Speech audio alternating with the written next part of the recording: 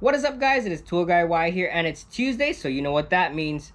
Tech Tip Tuesday. For today's tech tip, I'm going to be showing you guys how to check the parking brake to see if it's actually holding or if it needs adjustment after you've done drums or shoes without actually bringing the car off the rack or the jack stands, whatever you're using. So let's get into it.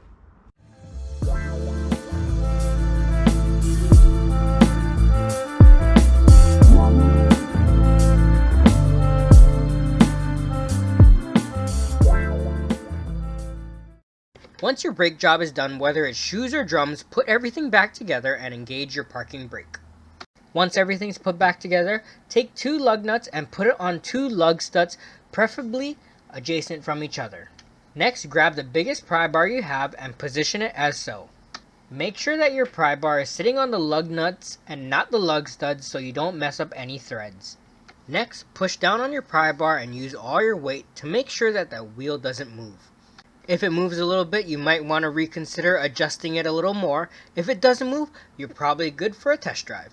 Alright guys, so that's this week's tech tip. It's very simple. I tried to keep it as short and sweet as possible. But yeah, I hope you guys took something out of it. And please subscribe if you guys liked what you saw. Stay tuned for next week's tech tip.